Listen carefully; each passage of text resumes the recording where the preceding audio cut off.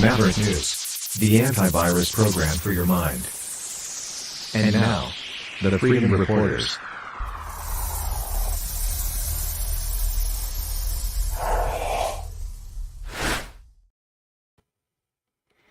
Welcome back to the Maverick News Channel. Hello, everyone. Viewers from all over the world and Maverick family, welcome, welcome, welcome. So much to share with you tonight. Dragon's back at McGill University. In fact, he was out of the Dragon's lair overnight and was capturing some images that we're going to share with you this evening of vandalism on and around McGill University campus. He's back at the Pro Palestine Encampment at the university tonight. We'll tell you why right off the top of the broadcast. Also teed up for tonight, why Jagmeet Singh and Justin Trudeau are not attending the Calgary Stampede. Greta Thunberg arrested, sort of, again. And what else do we have for you? Oh, yeah, Joe Biden. Fading fast. He was hoping that interview with ABC would save his campaign, but it looks like the knives are still out for the president. His bid for re-election on the line. Stay with me. Dragon's up right after this. You know, someone very profoundly once said many years ago that if fascism ever comes to America, it'll come in the name of liberalism.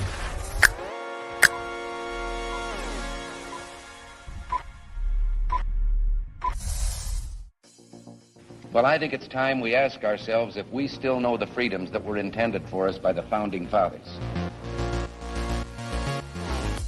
If we lose freedom here, there's no place to escape to. This is the last stand on earth. The entire world is watching.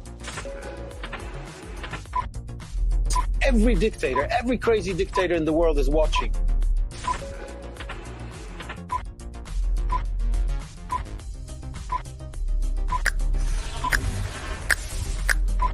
The world is watching. On TV, the entire world is watching. On social media.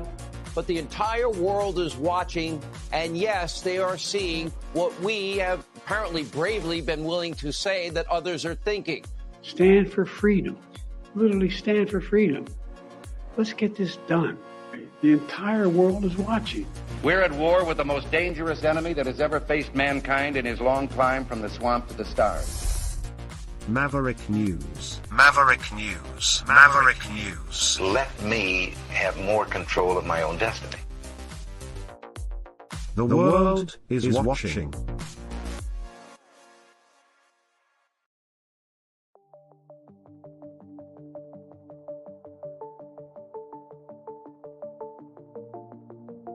Greetings, brave Mavericks. Our quest for truth continues. We go beyond fake news. Together we expose propaganda. Together we pull others out of rabbit holes. We are maverick thinkers. We are all unique individuals. Defenders of individual rights and freedoms. Credible. Trusted. Grounded in reality. Maverick News. Maverick News. Defending free speech. Free speech. Donate at freedomreporters.com. Do it now. Tomorrow may be too late. Maverick News. The world is watching.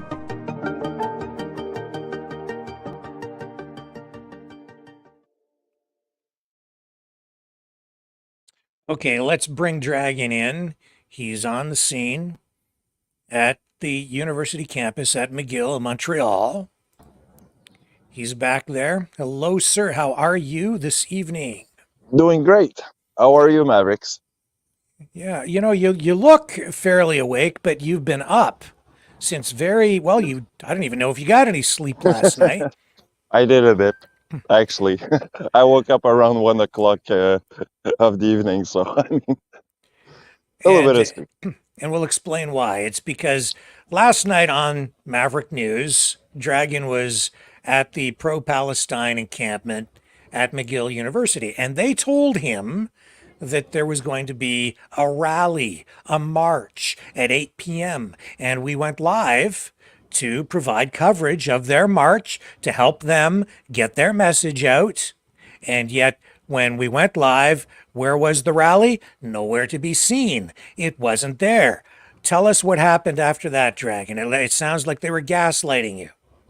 Yeah, they did actually, and as you can see, well, they came around 9:30 o'clock, so an hour after, well, an hour and a half after the timing that they were provide to me. So what happened is I was home, doing my little thing, doing few research, keeping myself aware of what was going on the medias. And around 10 o'clock, I had some update that some of the protester has been dispersed with flash and tear gas and some, And some well, flashbangs. yeah, some flashbang, and you got some, as you can see behind me, windows has been smashed. So vandalism has been commit, and yeah, this is what happened yesterday. So around 11, everyone was dispersed. So they told you 8 p.m. Of course, nothing happened. You stuck around at least until the end of the broadcast, and then you went home. Then, with no cameras around to capture what they were doing, they went about their rally of sorts or march through the campus, through the streets. Where are you right now? Where is that located? This is actually the library of the McGill campus. So as you can see, this window has been smashed. And if I can show you, Well, actually, you know what? I've got the photos that you took overnight showing this, so I can bring those up on the screen, and you can maintain your composure there with your. Well, okay, we can get live right now. Do you want to walk right up to that and get us a little yeah, sure. closer Well, to it? there's Well, you a can't.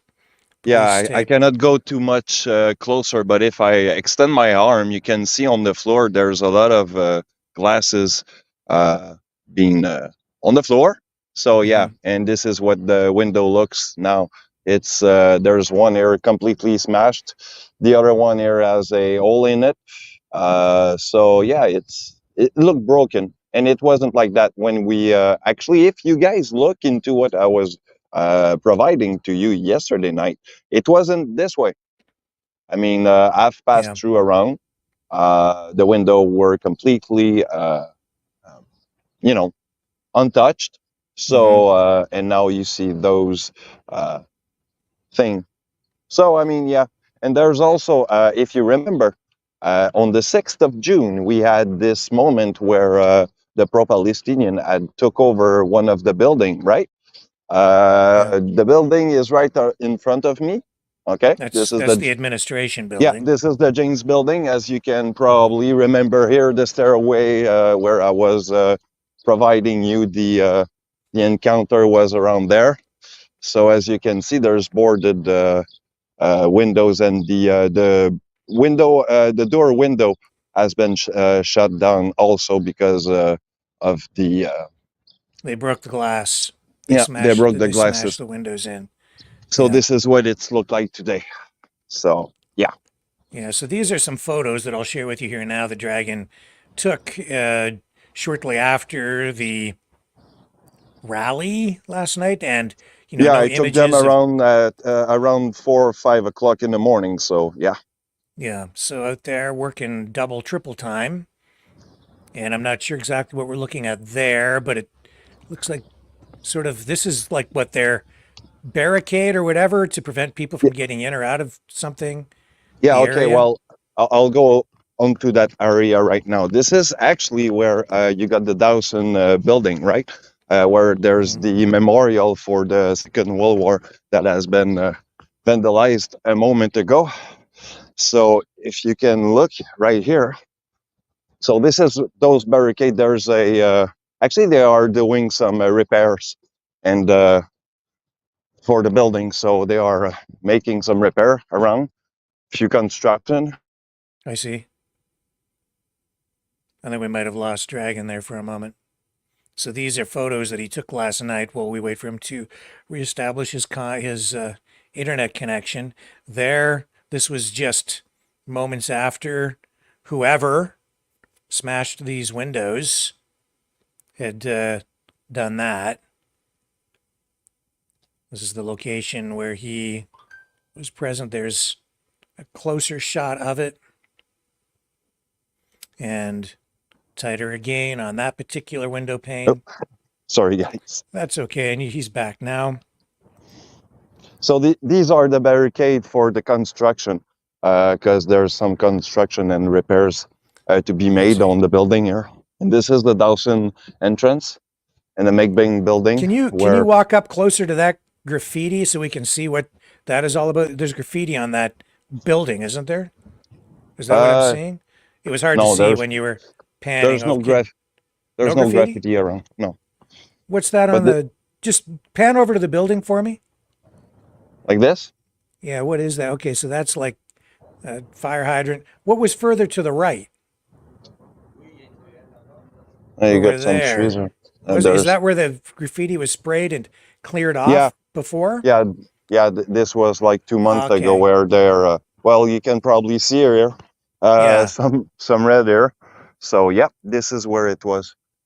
So there was graffiti there, and then they did about probably a month and a half, 2 months ago. Yeah. Was it that long ago? Really? They've been there that long?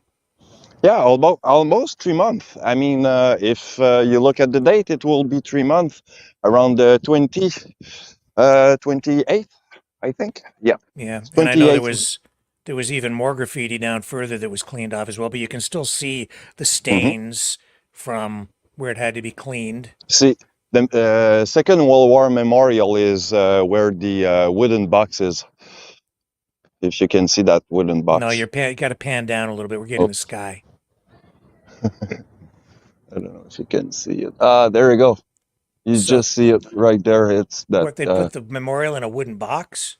Yeah, to provide damage on the for the construction or a reparation to be made around. So it was vandalized. So then they put a box around it while they get ready to fix it. Is that what's going on? I think they will try to fix it. I'm not sure about that, to be quite honest, but they're going. They have provided some. Protection around it. So, but what I'm gonna do is I'm gonna pass on the other side, right? And you're gonna see the other portion, if you will, of that construction site, and you'll be able to make out like how it's look around and the way it's So why do you think why do you think they told you they were going to have their rally at 8 p.m. and then didn't do it? Well, first idea would be that they were starting at some places around 8, but didn't provide me any information of where. My friend that was around told me that it was starting at the Square Victoria Park. But the thing is that from the time it took to get here, I mean, it took them a long time. So, I mean, it probably didn't start at 8. So bottom line is they weren't giving you the right information. No, they don't want to give us. They don't like you. No, they don't like you for some reason. So this is the wooden box right there, just here. So this is part of the construction site. There's the McGill building right there. So this is where it goes, and you go down there, and there's the encampment a little bit further away in that direction, where the Rodeo gate is.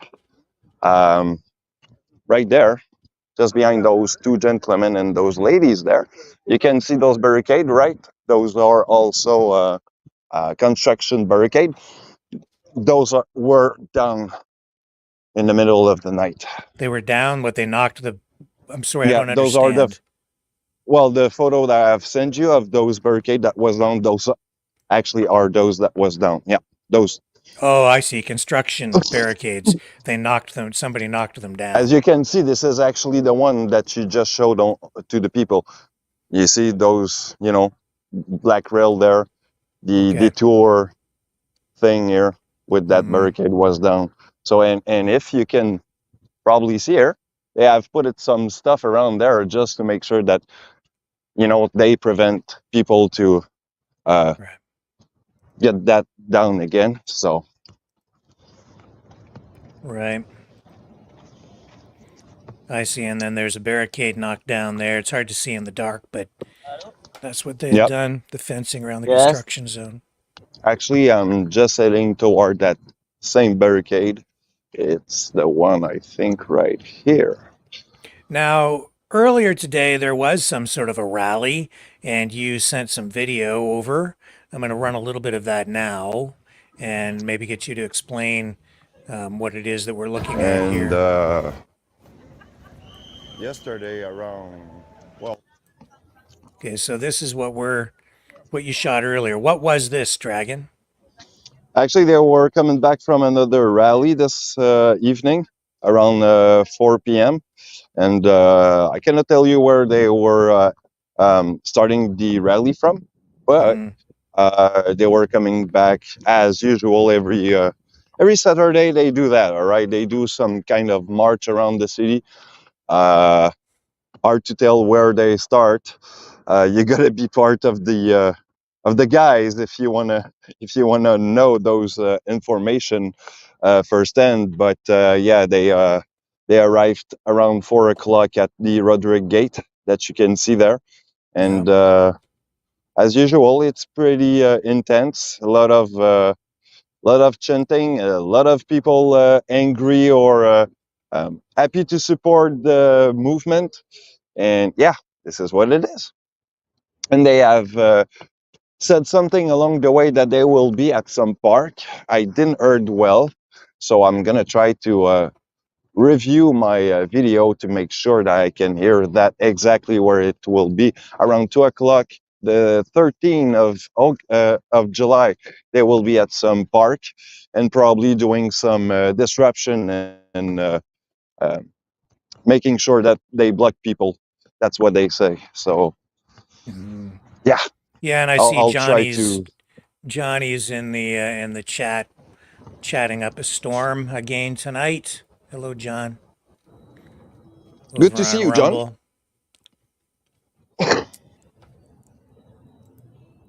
Yeah.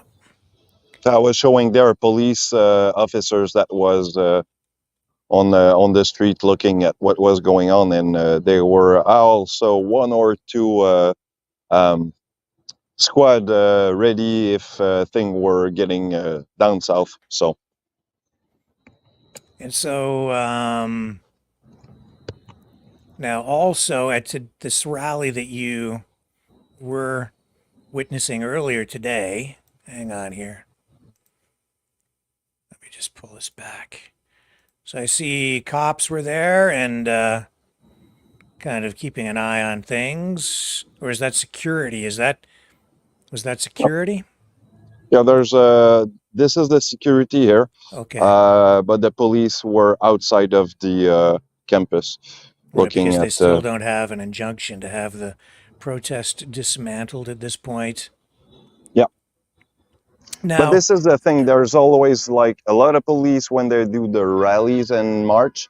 But as soon as the rally is done and they come back home, police go back home and all good. now So here's the thing. You weren't there to see who committed these acts of vandalism, mhm. but you did speak to eyewitnesses, including security guards who did witness what happened. What did they tell you? They told me that first they went from here, okay, from that Roderick Gate. They went on this grass and smashed the barricade for the construction site down on the way. And at the end, that this is where they started to smash windows at the library and on the James building, and then this is where the cops did actually cut them off, if you will, and provided some authorities on them. So you yeah. spoke to eyewitnesses who saw the protesters who were part of the rally committing these acts of violence. Is that correct? Yep. They have seen them doing it. So, and you know, I mean, they were masked. They usually will wear black clothes, so you cannot see much. And yeah, they will be really organized, as I've been hearing from the reports. So. Okay, now also what you indicated was at this rally just a little while ago, you heard them calling for a blockade of some kind. What was it that you said they were? What was said by the speakers at the rally earlier? Thing is that I didn't heard well what they were saying, so I'm gonna have to look in loop and hear the thing. But Okay, we can I play will that. make it. I've got the clip queued up here. It's a little difficult to hear, but I'll play it. East Montreal aligned with support for Palestine. Join the Palestinian Youth Movement this Saturday, July 13 at 2 p.m. at François Park and prepare to fill the streets of the Petit Maghreb. Bring your flags, your righteous anger, and your desire for justice. We won't blockade the neighborhood and make our voices heard for our brothers and sisters in Gaza. Well, they want to blockade the neighborhood on 13th. Of solidarity without borders. So we're sure going to follow that for you guys.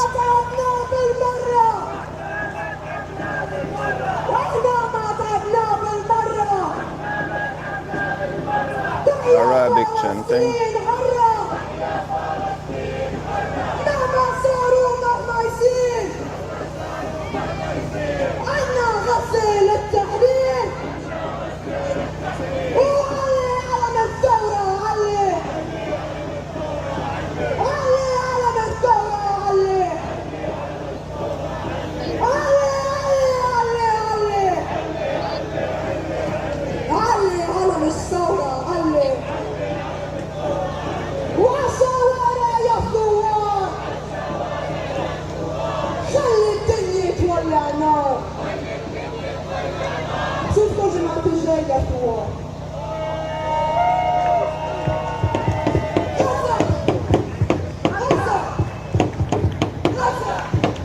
So we're hearing them chant and shout that they're saying they want to blockade the neighborhood next Saturday, the 13th at Yep. 2 p.m. This is what it is. But I didn't make out what they were saying about the location. But for sure, I'm going to look it up real good to make sure that I can notice where it is, and I'll be there. So we'll see what's going to be happening. Well, there we have it. Smashed windows. Now, as I said to you earlier in private conversation before the program, this incident overnight, the vandalism, I can't help but think about the night of broken glass, the Kristallnacht, the intimidation tactics used by the Nazis against the Jews back in November 9th and 10th of 1938. Am I off base here at all, Dragon, or what are your thoughts? I mean, it's just what comes to mind, just the imagery, the glass on the ground, the smashed windows. No, it's a classic historical analogy, I think, and yeah, we can probably think that there's probably something to make out of it. it's gaslighting in a way, but at the same time, I mean, it's probably the truth. I mean, we see that on every campuses everywhere around the world. So I mean, and the chanting about revolution is very blatant. I mean, we did heard that on my video. So I mean, they are chanting for revolution and they want to change things, not in a peaceful way, I think. Yeah, I mean, the Night of Broken Glass in Germany in 1938 was on a much larger scale, of course, because you had hundreds of synagogues, Jewish-owned businesses vandalized, windows smashed. It ultimately there were, I think, 100 or so Jewish people killed that night. 30,000. Well, it led to many Jewish people being rounded up and sent to concentration camps at the time. Now, what happened at McGill overnight, not on that scale, but it's just what came to mind. As you know, I just wonder if anyone at all has learned the lessons of the past, the lessons of history. When I'm seeing that smashed glass on the ground, it really concerns me greatly. And I mean, there's a lot of thing that is going on around Montreal City. We don't hear much about that on mainstream media around the place. Probably more if you're a Montrealer, but sometimes we get some Jewish businesses and school being shut at or vandalized. So yeah, I mean, it's a thing that it's coming more like more often now. It So yeah, is. this It's everywhere. I was watching. I just had some video platforms open, watching different videos, not on YouTube. I'm trying to watch more videos on other platforms rather than give my time to YouTube. But as I was watching videos over the past 24 hours, I'm seeing just so much bigotry and hatred. It's it's all being distributed across these platforms. I just never thought I would see the day. Never thought I'd be living through any of this. So we might not be witnessing a night of broken glass on the scale that was experienced in late 1930s Nazi Germany, but on an extended timeline, this is kind of what's happening in communities all across North America, Canada, the United States, even in other countries. It's just happening on an extended basis. Synagogues targeted, as you said, even here in Canada, we've seen schools targeted, schools shot at, Jewish yep. schools shot at, communities blockaded, Jewish communities blockaded. We're seeing university campuses occupied, people being prevented, certain people from accessing the property. How, and, I have to ask you, when you're there, I notice you, really keeping your distance from the activities there. How are you feeling when you're around these protests? Do you feel intimidated at all, or do you feel unsafe in any way? No. We've lost your feed.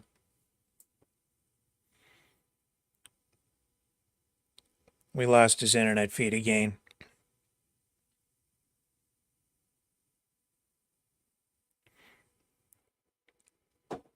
Again, these are the images of the smashed windows. And this doesn't include the smashed windows that we saw at the administration building, where they actually took over the building at one point about, was that a week ago? Week and a half ago? There you are, you're back. So yeah, again, I'll ask you. So we've seen journalists like Harrison Faulkner from True North, swarmed. We've seen Alexa from Rebel News. They've thrown paint on her. She's being assaulted. They've told you're not allowed to venture on. Now that was at the University of Toronto, I believe, those incidents. But they've told you you're not allowed to, step foot on the grass at McGill University in Montreal. So I'm just wondering, how are you feeling when you're out there? Well, I feel kind of bullied in a way because, I'm trying just to be as nice as I can. I'm not trying to bully anyone or push anything around or, I'm not picking on anyone also. I mean, I'm, as a Canadian, can be polite, right? So I'm being around trying to ask questions, have a good conversation, and most of the people will just tell me to go away because they don't want to speak to me and they don't respect what we do put on online. So Yeah. it's kind of sad because, we are pro free speech and they should probably allow themselves to speak louder. Yeah, Johnny's trying to make excuses for the vandals. He's just trying to blame it all on Antifa. And I would say that Antifa is there. Well, look, As we've seen, because along with others, right? They're part of I will this. say it again, guys. I will say it again. I'm sure, okay, if I look around like this, okay, and you can see the campman there, you can see the people around here, okay, just in that portion right here between my fingers, okay, in that portion, I will tell you there's probably one or two person in that is probably a bad actor, and the rest are just good people like you and I that have just, you know, have an opinion on something and they want to be heard. This is all. Okay? So it's not all of these guys that is bad actors. You got probably 2, 3 of them on that bunch, but that's it. The rest will not do any vandalism or anything of such. So, Well, the people who are encamped there, who are staying there, they are part of. I mean, these are. I've said it before. I know who these people are. This is like the protest du jour, right? This is the protest of the day, and these flavor are of the the same. month. Yeah, that's right. It's the flavor of the month. These are the perpetual protesters. These are the people on the far left, the far progressive left. These are the liberal fascists, the neo-Marxists. These are the left-wing extremists. It is Antifa, which is actually a bunch of fascists. It is, so Johnny's right in that regard, but you have to recognize that Antifa is part of the pro-Palestinian movement. That's what it is. Well, because the pro-Palestinian movement isn't just about Gaza. It's about a global liberal fascist neo-Marxist revolution. We are under attack, and this is the attack. That's what we witnessed last night with the smashed windows and the vandalism and the graffiti and the assault on the World War II memorial. I don't know how much more people need to see to understand that this is a classic Marxist revolution. These are all tactics used by Marxists throughout history in an attempt. What they're doing is they're attacking culture, attacking history, trying to tear all of that down and take that from society. They want all that gone so that they can tear it all down and then have a great reset. It's like a portion of those guys that is, we'll say, encampment or probably involved in the whole thing, right? Some of them, okay, are like Rick say, okay, they are protesters expert, okay, they will just do that, okay, for a certain fee or whatever, okay, and most of them, I mean, what they are doing is that they know what word to use with those people like you and I to gaslight us or probably to bring us to a angry point where all what we want to do next day is to smash something. So this is what it is, guys. I mean, they are just using the right sentence to make you angry and get you up on board with what they're doing. So I'll tell you something else, and this is what John doesn't understand. Okay. this is the other thing that is happening. This is a big setup. And this is me editorializing and prophesizing a little bit, but this is based on fact and empirical evidence, what I'm witnessing, and also what I've been told by people, sort of sources within certain circles.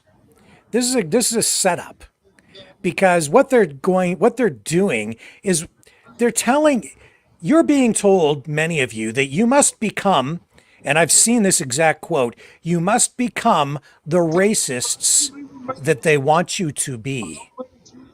I've seen that in social media posts. I've heard it online in like X spaces where we've got a lot of radical ideas being thrown around.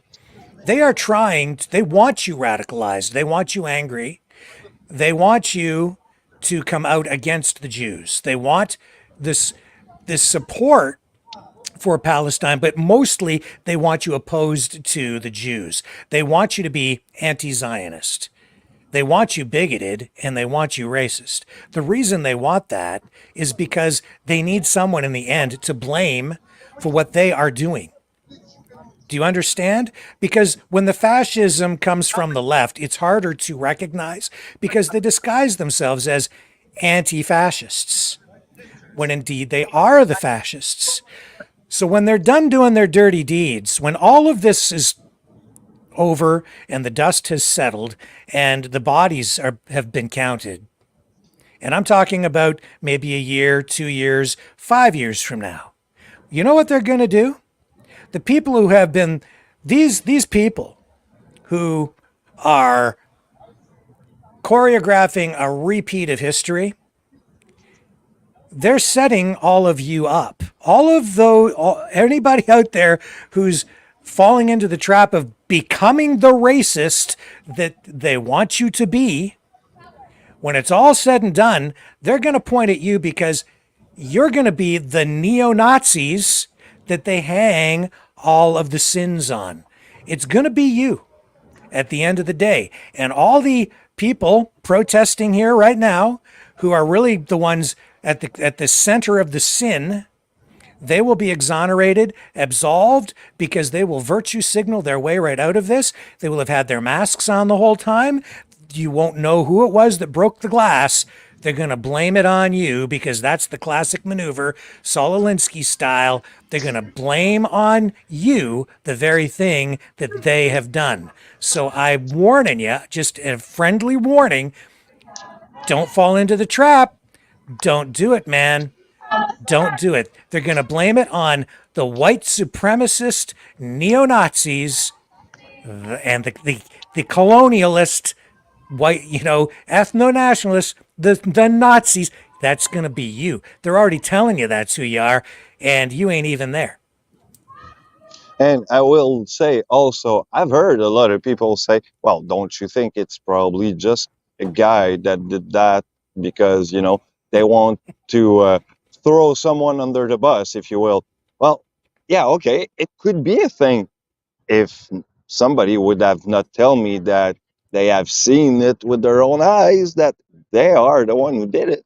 I mean, I don't want to put the fingers on someone, but if somebody says, well, look, this is the guy who did it. Well, okay, look, if you're witnessing the guy doing the bad thing, you're caught on the act, right? But on the other hand, and anyway, the place is truffed with cameras and such. So I mean, really easy to know who did what because they know, it's all caught on tape.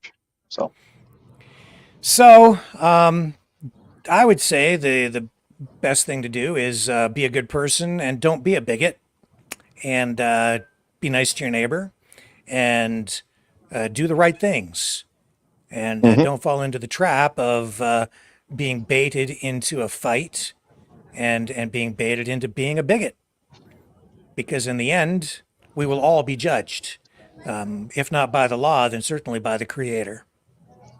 And if I can make another point also, about what you said a little bit, we always say, like, for example, Trudeau, Biden, whoever is on, you know, on the helm of a country, they use the mirror thing, right? Like what they do, they will tell that it's the other guy who did it, right? But at the same time, like Rick just said it, it's the same way around, you know. They're gonna be the one who's doing it, and they're gonna throw someone else under the bus because that's the way they do. So, I mean, it's Yeah. a political thing. You always need someone to throw under the bus. Not to say that people shouldn't stand up for their rights, not to say that, the time there is a time to fight, right? But there are smart ways to fight, and I'm not talking about physical. I'm not and you have to get smart about these things. And if we're going to resist, then resist in the right way. If you're going to affect change, then affect change in the right way. And that is to be smart, not emotional about it. So that's what I would encourage people to do in the Yeah, face of smashed windows, vandalism, intimidation, and terrorism. it goes Yeah. along those lines for sure. And I mean, it's sure that when I walk around here, I feel a little bit looked at or probably ostracized or bullied. I don't know how to put it, but Mhm. I mean, I'm not so scared though because I know nothing's gonna happen. But at the same time, I mean, things can turn dangerous and turn south easy. So always be careful and be safe, boys and Well, girls. yes, you especially, sir, you be very careful out there because I know that things can um, turn, I'm okay. turn. I know kung fu. Well, we don't want it to go that far. So I don't blame you for keeping your distance. I think that's probably wise. We were there to observe and record, we're here to report the news, not make the news. So I appreciate your efforts here tonight and overnight and over the last 24 hours almost straight. Thank you, Dragon, very much. Anything else you want to add before we sign off with you tonight? Well, you guys, if you like what I'm doing, you know where to go. It's the One Rising Dragon. And on the chanting of our little people around here, I will tell you be positive, always look forward for the good news because there's always some good news around and the world is watching. Take care, Thank you, guys. Dragon. And folks, we will be back right after this. Don't go away.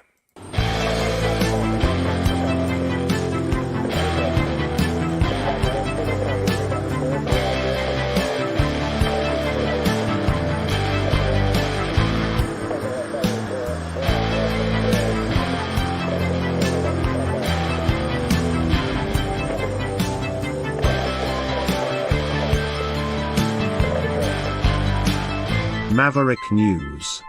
Fighting for freedom.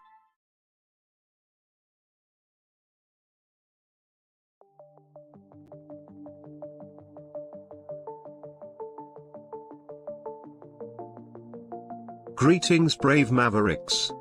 Our quest for truth continues. We go beyond fake news. Together we expose propaganda. Together we pull others out of rabbit holes. We are maverick thinkers. We are all unique individuals, defenders of individual rights and freedoms, credible, trusted, grounded in reality. Maverick News, Maverick News. Defending free speech, free speech. Donate at freedomreporters.com. Do it now. Tomorrow may be too late. Maverick News. The world is watching.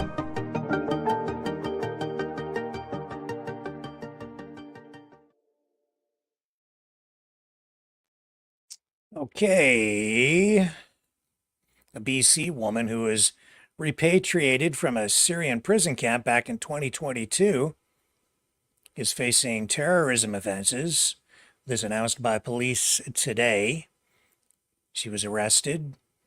51-year-old Squamish resident Kimberly Pullman 51 years old. So these charges against her are leaving Canada to participate in the activity of a terrorist group and participation in the activity of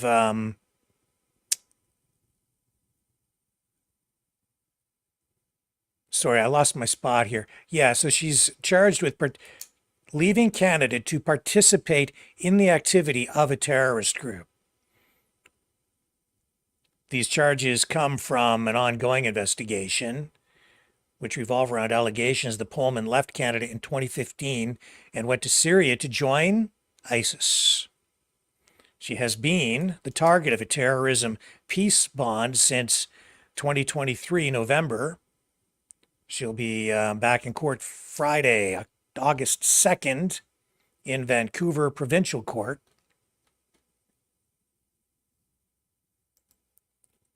Very interesting. Now,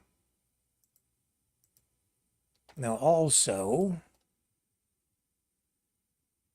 just trying to get my bearings here. Greta Thunberg, sort of the world's highest profile climate change activist, arrested by Dutch police, sort of. Some are suggesting that maybe Greta's arrest is fake.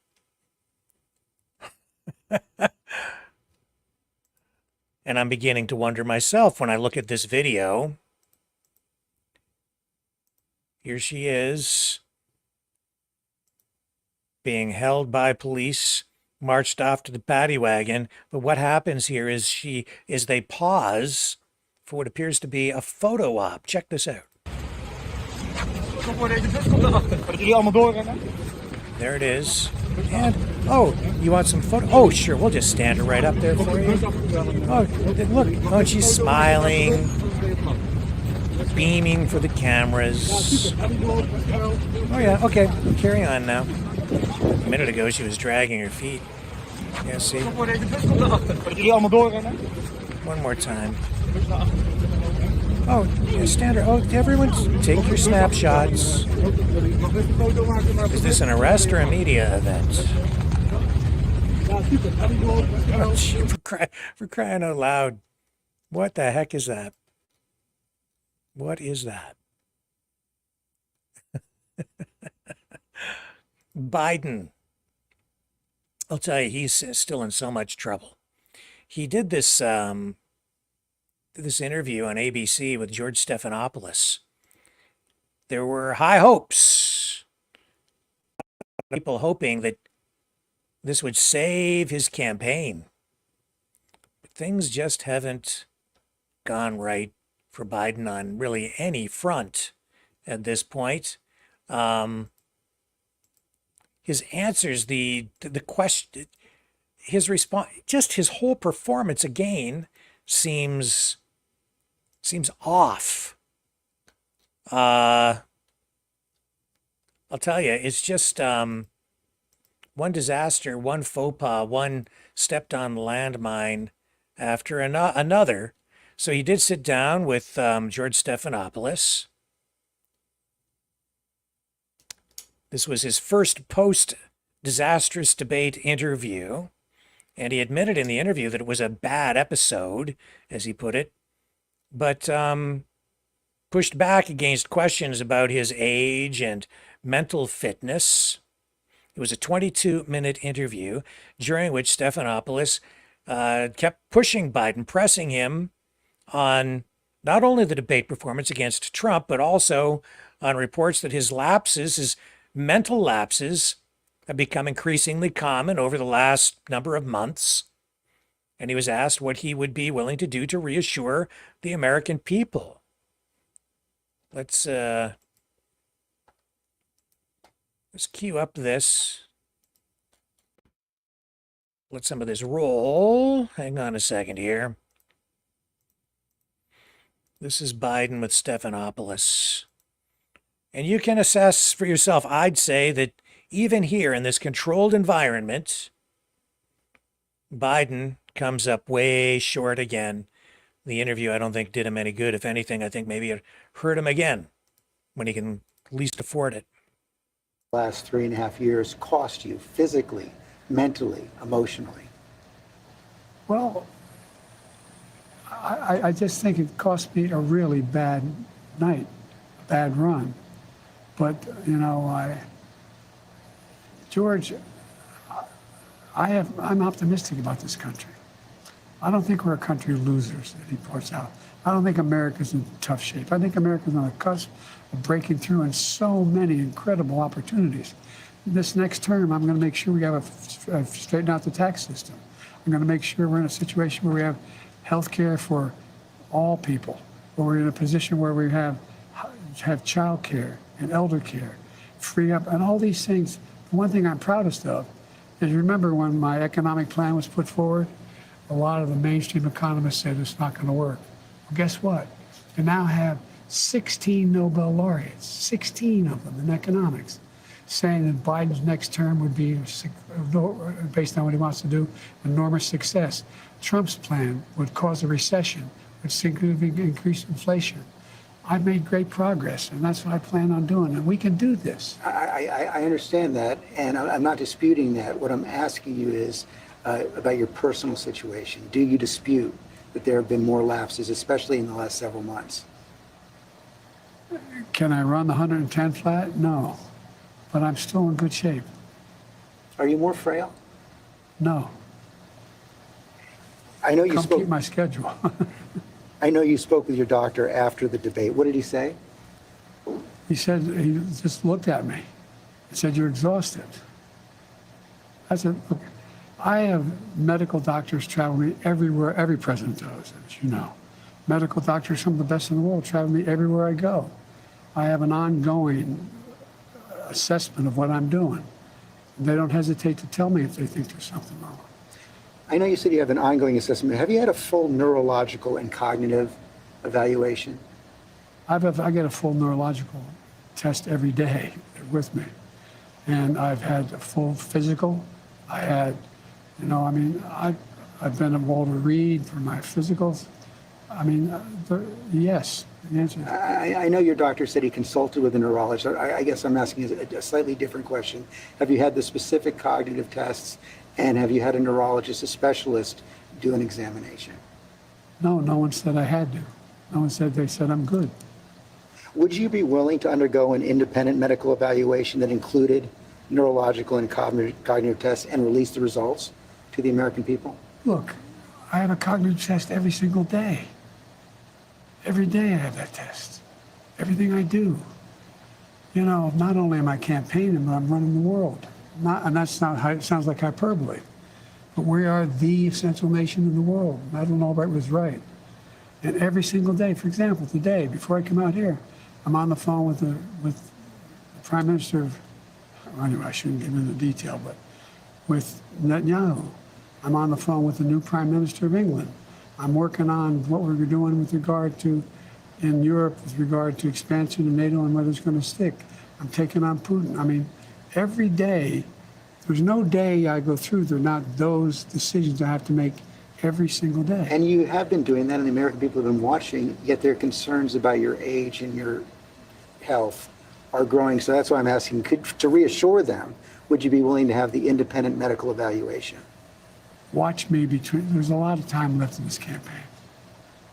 It's over 125 days. So the answer, decision. The right answer right now is no, you don't want to do that right now. No, I've already done it. You talked a lot about your successes at the beginning of this interview, and I don't want to dispute that. I don't want to debate that. But as you know, elections are about the future, not the past. They're about tomorrow, not yesterday. And the question on so many people's minds right now is, can you serve effectively for the next 4 years?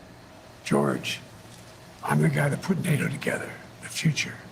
No one thought I could expand it. I'm the guy that shoved Putin down. No one thought could happen. I'm the guy that put together the South Pacific Initiative with AUKUS. I'm the guy that got 50 nations, out, not only in Europe, outside of Europe as well, to help Ukraine. I'm the guy that got Japanese to expand their budget. So, I mean, and for example, when I decided we used to have 40% of the computer chip in it, we invented the chip, that little chip, the computer chip. It's in everything from cell phone to weapons. And so we used to have 40%, we're down to virtually nothing. So I get in the plane against the advice of everybody, and I fly to South Korea. He clearly doesn't even understand what a computer chip is. Like, seriously, when you listen to that, you can tell that he's using the word, but he doesn't really understand it. Convinced them to invest in the United States, billions of dollars. Now we have tens of billions of dollars being invested in the United States, making us back in a position where we're going to own that industry again. We have. My guess is he probably doesn't even send email. I mean, I just doesn't know how. Anyway, I don't want to take too much credit. I have a great staff. But I guess my point is, all that takes a toll. Do you have the mental and physical capacity to do it for another 4 years? I believe so. I wouldn't be running if I didn't think I did. Look, I'm running again because I think I understand best what has to be done to take this nation to a completely new level. We're on our way. We're on our way. And look, if this is what level, like a lower level, because it feels like a country in decline. It looks like a country in decline to me. Decision recently made by the Supreme Court on immunity. You know, the next president of the United States, it's not just about whether he or she knows what they're doing. It's not about a conglomerate of people making decisions. It's about the character of the president. The character of the president is going to determine it's about whether everything. or not this Constitution is employed the right way. But what? It's all of that. You have to be competent. That's a prerequisite. He's saying that competence isn't a prerequisite, that it's about just character, just being a good guy. Yeah, you still need to be lucid. You need to be able to execute your plans. You need to be able to do the job. You have to be able to get out of bed. You need to be able to, you need the stamina. And I'm saying maybe he doesn't. A lot of people are thinking he doesn't. In fact, Representative Angie Craig, Democrat out of Minnesota, has become the latest Democrat to call for Biden to step aside for the next generation of leadership. Here, I'll show you her post on social media. So even as Biden did this interview with George Stephanopoulos in his bid to end the bleeding, the knives are still out and being stuck in his back and in his front. And the attacks are coming from all directions, from within his own party now. It says here, Angie Craig, as an elected leader, I feel a responsibility to be honest about what I believe, even when it's hard to hear. President Biden is a good man, and I appreciate his lifetime of service, but I believe he should step aside for the next generation of leadership. The stakes are too high. It says, I have great respect for President Biden's decades of service to our nation and his steadfast commitment to making our country a better place. I have worked with the president and members of both parties to pass critical legislation like the bipartisan infrastructure law and the CHIPS and Science Act. And I was proud to have the president sign my bills into law, capping the cost of insulin at $35 a month for seniors, expanding mental health support for police officers, for their families, and investing more resources to tackle the fentanyl crisis at the southern border. However, given what I saw and heard from the president during last week's debate in Atlanta, coupled with the lack of a forceful response from the president himself following that debate, I do not believe that the president can effectively campaign and win against Donald Trump. It goes on. You get the idea. She says here in conclusion on this post, if we truly believe that Donald Trump and MAGA Republicans must be stopped, there is only a small window left to make sure we have a candidate best equipped to make the case and win. The future of our country is bigger than any one of us. It's up to the president from here. And so in that interview with Stephanopoulos, Biden was asked if he was just hanging on out of his own self-interest.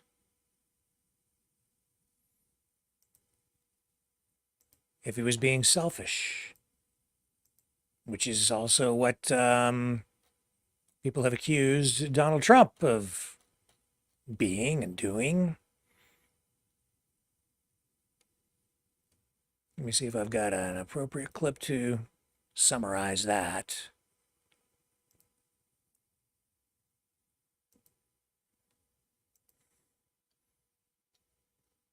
Well, here he says, he tells Stephanopoulos that he can still attract a crowd, but even there he comes up short. And his answers are very staccatoed. Here he is. What's your plan to turn the campaign around? You saw it today. How many people can you draw crowds like I drew today? You find many more enthusiastic than today?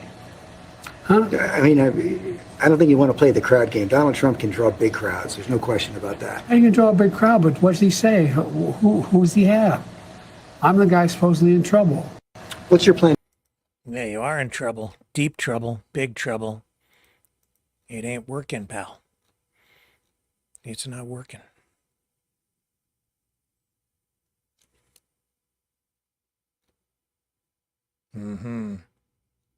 Let's take a... Well, here, I'm going to show you this too. This is another thing. This is really hurting Biden. This is a short video going viral where he is going through a crowd at a rally, which he referred to in that interview with Stephanopoulos. And well, you just look, there's this young girl, black girl, who's excited about meeting the president. And then what happens? He skips over her and goes to this other woman who happens to be white. So, of course, the allegation here, by default, is that Biden is showing his racism. He can't win now. So here he goes. You're going to see this. Working over. Look at, she's so excited. Hi, Mr. President. And he's like, oh, and he just ignores her. And then the girl's like super disappointed. And he gives the woman right next to her a huge hug. And now she's like very slighted.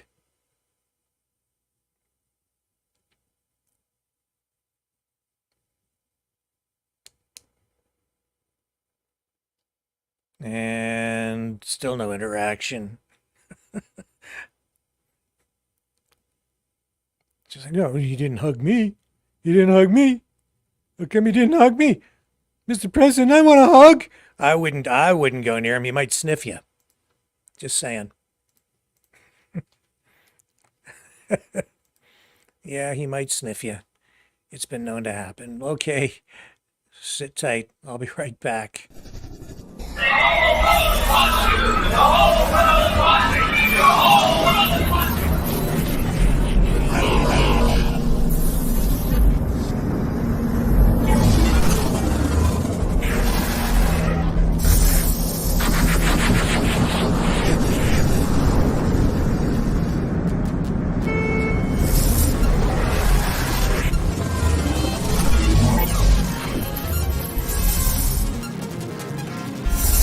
Maverick News. The world is watching.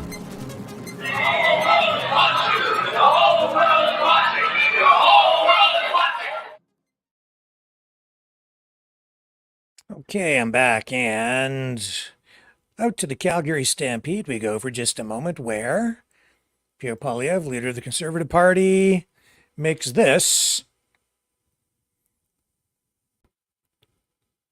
brief appearance where suddenly everyone becomes patriotic.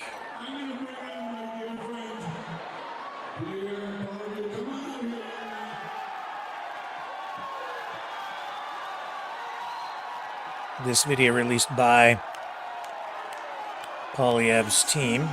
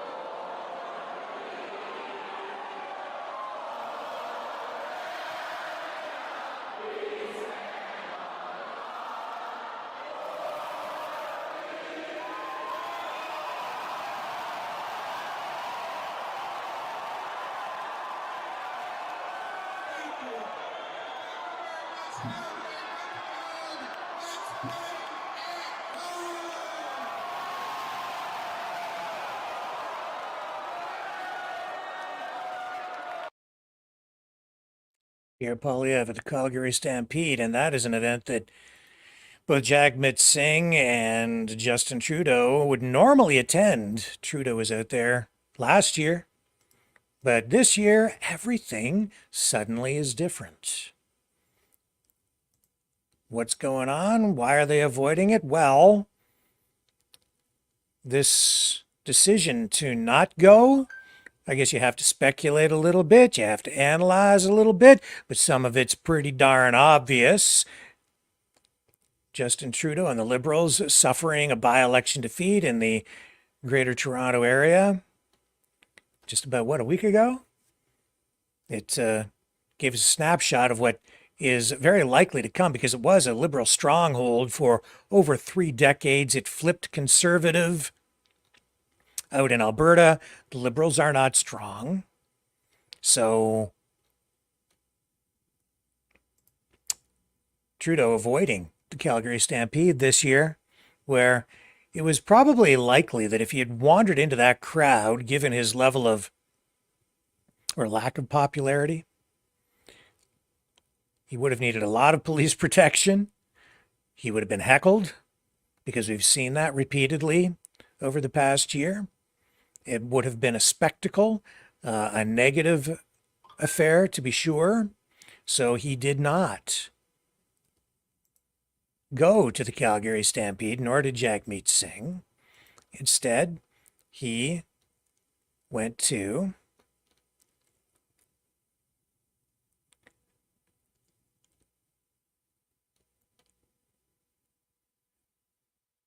an event. Just want to make sure I get this exactly right. He went, let me just show you here. I've got him queued up. Got him queued up here.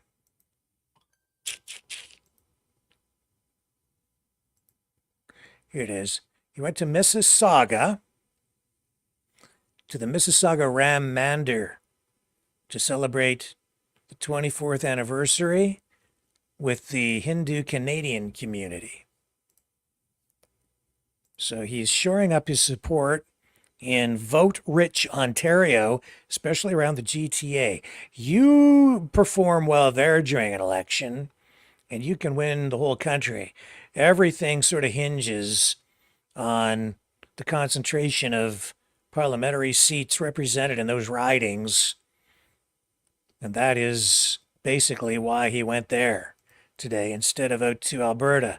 I think the Liberal strategists told Trudeau, don't waste your time out in Alberta. No votes for you there, pal. I'm going to predict that, well, I would say that if the election were to be held today, the Liberals would be skunked. Probably skunked in Alberta. Probably wouldn't get a single seat. It would probably be a split between the Conservatives and the NDP, because there is a socialist element out there, but largely Conservative, some NDP. I bet you the Liberals wouldn't win a single seat today. Things could change quickly, of course. Politics, very unpredictable. But here's Trudeau at that event in Mississauga, and you can see that the political winds are changing. The demographics are changing. And he's going where he knows his base of support is. And that right now is right there. Not out in Alberta, where the Liberals have really been at war with the energy industry, with the province of Alberta, in many respects. And that's why he's not popular.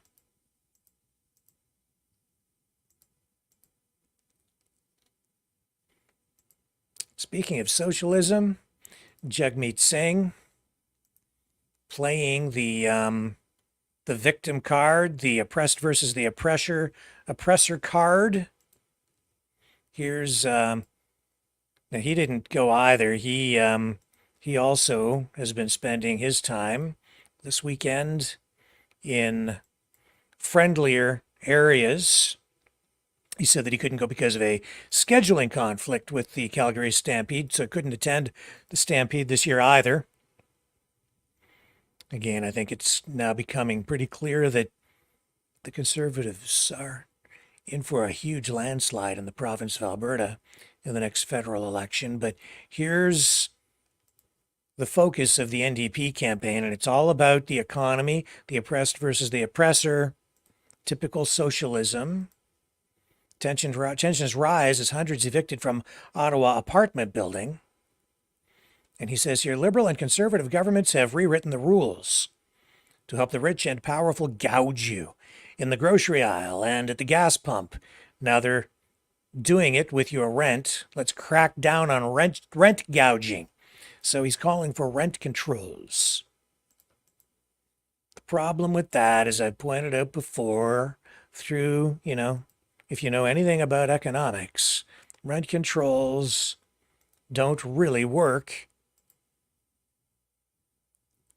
The reason being is it skews market forces, price signals, and this is the article from CTV that he is referring to as an example of what he's talking about. And yet this right here is actually the worst example that he probably could have cited.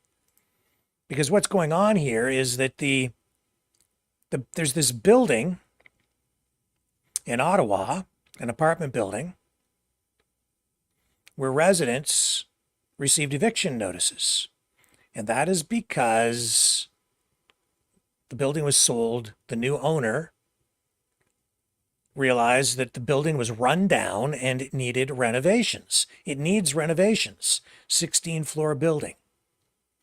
So they basically need to gut the place and fix it all up because it hasn't really gone through any kind of renovation since it was built in the 1970s, early 1970s. It's all run down. It's in disrepair. So rather than have it fall into further disrepair, they're going to invest in the building and make major improvements. So the residents there have been paying something like $1,300 a month on average. So of course, when this is all done, anyone that moves back into the building will face a rent increase because the new owners, obviously, will have had to invest a lot of money to basically strip it and refit it, remodel it, make all the plumbing and electrical repairs and all the other upgrades that are necessary to keep the building up to safety code and to make sure that it's respectable. So these residents have been looking for other places to live. It's going to take some time for this to get done.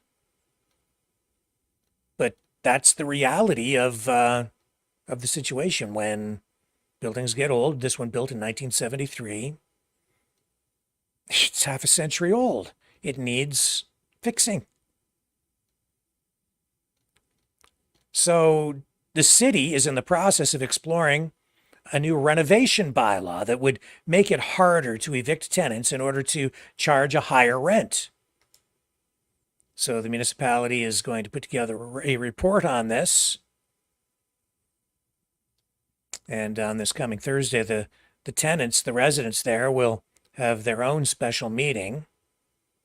But this is a problem, you see, because if they pass a law that prohibits a building owner from increasing rents after making improvements to a property like that, then you know what happens. The buildings won't get repaired, and people will end up living in scuzzholes. That's the ultimate result. And if the owners of the buildings can't get any kind of return at all on their investment because of these restrictions that are placed on them by the government, then they will just liquidate the buildings. They won't build new ones. They won't fix the existing ones. Things will fall into a state of disrepair. And that will be the result of the government creating a bigger problem out of a problem. And the problem right now is that there is a shortage of housing. That's why you're seeing increased prices, because you're getting massive increases in demand for housing, and supply can't keep up. They can't build the stuff fast enough.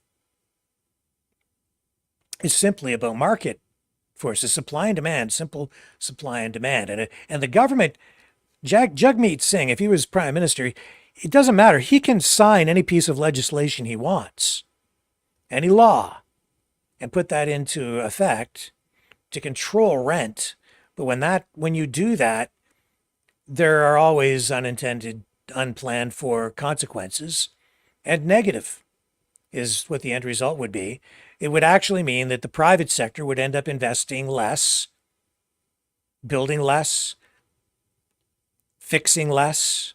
People would be further behind, because that would only exacerbate the housing shortage. We've seen that happen in the past, even in Ontario, where rent controls have been tried. Then, of course, the government comes along and says, we have the solution to the problem, a problem they created with their regulations. They say, well, we'll just have to have more government housing. And then the government begins to take more and more control of the housing market, the housing industry, and then they subsidize it with our tax dollars and tell us that we're getting it for free, when in fact we're not.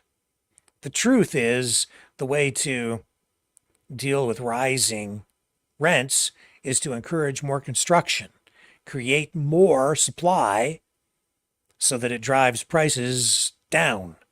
That's the solution, to make it a renter's market, where if you do get evicted, or maybe you just don't even like where you live, there's another place just down the road where you can go to live. If there was ample supply, people would have choice. That means you need more supply. The best way to create the supply is to reduce regulation and encourage investment from the private sector so that we as taxpayers don't have to pay for it. And then let the market forces come into play, and it will drive prices down through increased competition, not at taxpayers' expense, but through simple competition. And the most efficient of the landlords will survive, and those who can't survive because they can't compete, because they're not efficient enough, will either have to become efficient or find another way to make a living. It is really just that simple. Not as difficult as they might think, but socialists always think that the solution is government, when government is, in fact, usually the darn problem.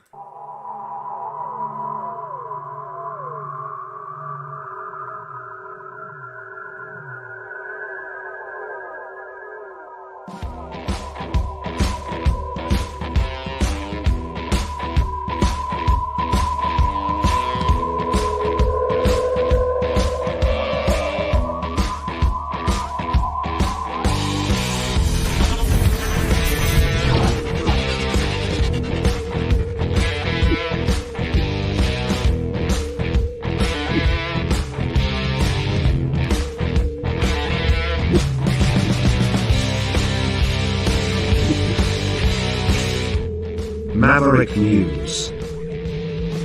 The world is watching.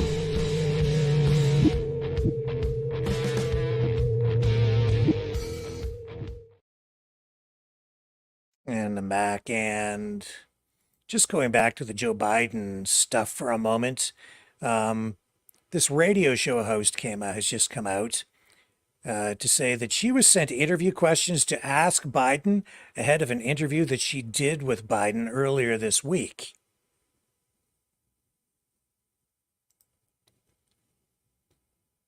This is pretty incredible, actually. Again, this is this is not looking good for Joe Biden at all, man. Another blow to the Biden campaign right here. Check this out. You each were, you asked 4 questions, and maybe that's what you were allowed to ask by the campaign or the White House. But they were essentially the same questions, both interviews, about accomplishments, progress in your respective state, what's at stake in the election, what he has to say about his debate performance, and what he would say to voters who think their vote doesn't matter or might sit this election out. Were those questions given to you by the White House, or did you have, or the campaign, or did you have to submit questions ahead of this interview? The questions were sent to me for approval. I approved them. Okay, so the White House sent the questions to you ahead of the interview? Yes. Okay. I got several questions, 8 of them, and the 4 that were chosen were the ones that I approved. Okay. And the reason I ask is not a criticism of either of you. It's just that if the White House is trying now to prove the vim, vigor, acuity of the president, I don't know how they do that by sending questions first before the interview so that the president knows what's coming. In all the years that I've worked as a journalist, all the years, I have never had a politician submit the questions to me that I was supposed to ask. And if that ever had happened, I would have said, well, I might ask those questions and I may add some others. And even during the interview, even if something like that were to transpire, I would still inject my own questions during the course of the interview while I had access to the candidate. Now, I have submitted a brief summary of what it is that I want to discuss with someone or ask. I might give some examples of some questions that might be asked during an interview, but I always make it clear that I'm just going to conduct an interview, and this is the general line of questioning, but it doesn't mean anything is off the table. And rarely during an interview do we stick to the exact guidelines that, or the framework that is established beforehand. Fair enough to say we're going to talk about this issue and that issue, and I'm going to ask you about maybe this, so that they can come in sort of prepared so they know where it's going. But it doesn't mean that anything is off the table. I could ask anything that I want. That has always been the case, always will be, and that's fair. If Biden isn't sharp enough to go into an interview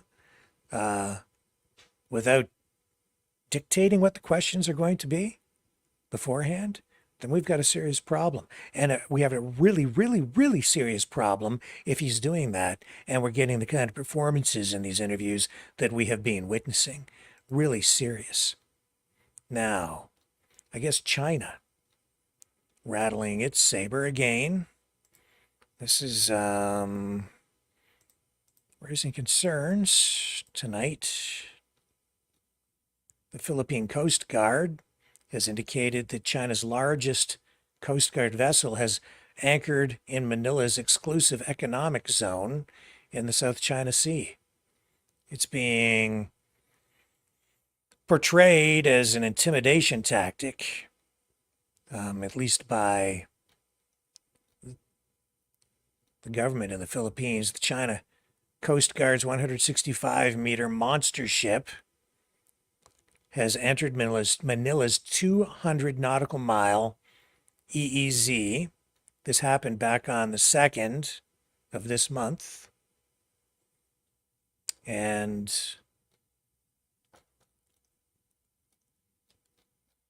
not clear where this is going, but just rising tensions over there because of the Taiwan question. So there that ship sits. We're going to have to keep an eye on that one. That's potentially very inflammatory, but that's the report out of Manila tonight. Now, what else do we have for you this evening?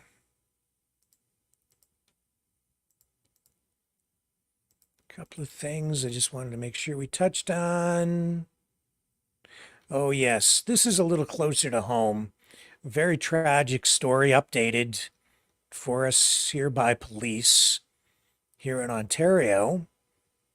Essex County OPP, Ontario Provincial Police, updating an investigation into the deaths of 4 people. This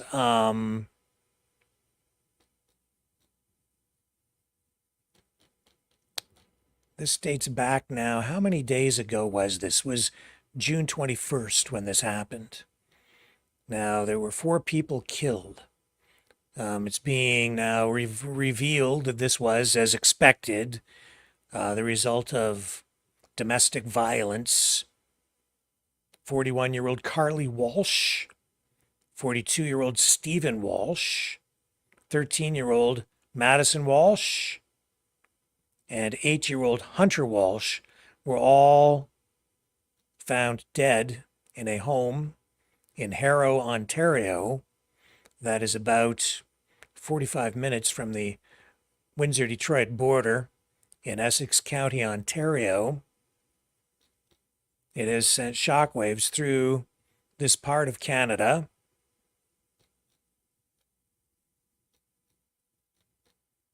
People trying to make sense of this, and today, police updating the investigation, responding really, I think, largely with this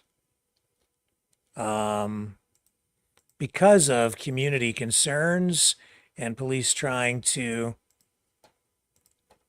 ease people's worry, saying that this does not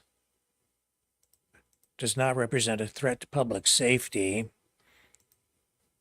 But more than that, also just raising awareness about domestic violence. Here's the statement from police. Here we go now. Sanchuk with West Region OPP headquarters. Hi everyone, it's Sergeant Ed Sanchuk with West Region OPP headquarters. I just want to provide you some updated information surrounding the ongoing death investigation in Harrow in Essex County. Before I get into the information, I just wanted to take this opportunity to extend our deepest condolences to all family members and friends that are devastated by this tragedy. Investigators have determined the cause of death for the 4 individuals in the death investigation in Harrow. Post-mortem examinations have determined the cause of death as gunshot wounds. 41-year-old Carly Standard Walsh, 13-year-old Madison Walsh, and 8-year-old Hunter Walsh. The cause of death for 42-year-old Stephen Walsh has been determined as a self-inflicted gunshot wound. There is no imminent threat to public safety, although the OPP reminds all members of the public to be aware of their personal safety at all times. Essex, Ontario Police Detachment members began the investigation on June 20th of this year after receiving a request to check on the well-being of a person at the home, which led to the discovery of the deceased individuals. The investigation by the Essex County OPP Crime Unit remains ongoing under the direction of the Criminal Investigation Branch, with assistance from OPP Forensic Identification Services and in conjunction with the Office of the Chief Coroner and the Ontario Forensic Pathology Service. The initial investigation has determined that this is a case of intimate partner violence. And intimate partner violence is a serious, prevalent problem in Ontario. The OPP encourages anyone who's experiencing intimate partner violence to contact police at your local Ontario Victim Services branch and to develop a safety plan. And for anyone that may be aware of anyone suffering from intimate partner violence, have that courage to reach out to get them some help. Any person with information regarding this investigation should contact the OPP at 1-888-310-1122. Should you wish to be anonymous, you can contact Crime Stoppers at 1-800-222-8477. The OPP appreciates that there is significant interest and concern from the public But our responsibility is with the family and friends of the victims to conduct a thorough investigation, which takes time. We are asking for patience from members of the media and the community as officers continue to investigate this devastating tragedy. There will be further updates, but those updates will be provided when new information becomes available. Everybody, please make sure you take care, and we'll talk to you soon. Thank you. I'll be right back.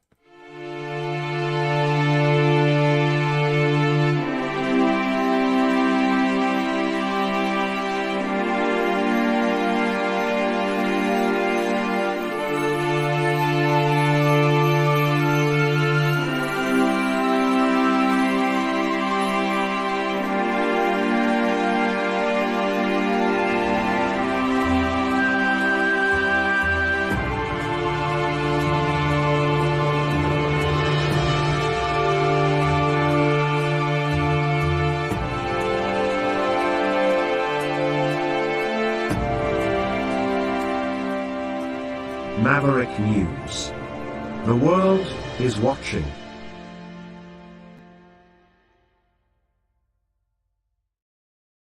The information war is raging.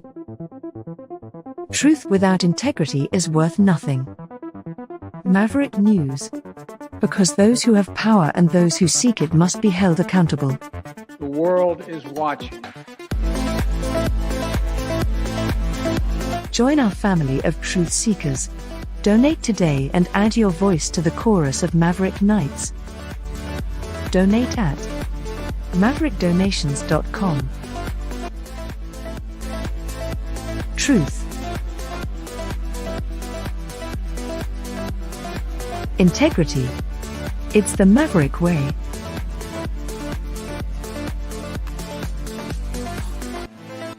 Maverick News.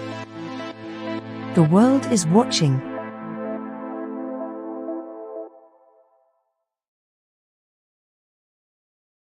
Okay, everybody, just a reminder that you can support the program, support the channel. We do need your help. You can support us at freedomreporters.com.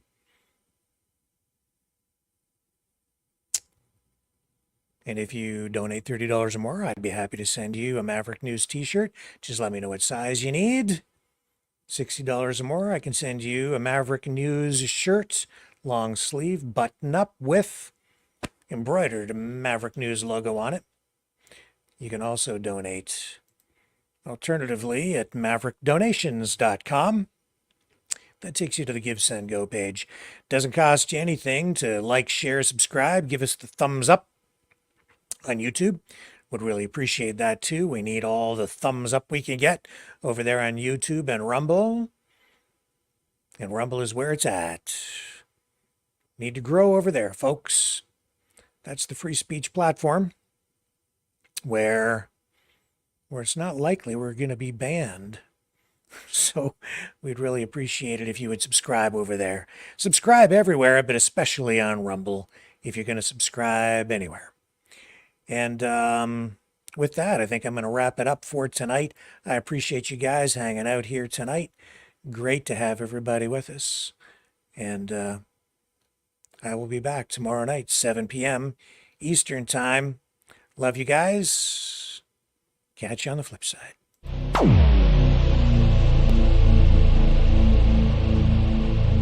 This has been a Maverick Multimedia production.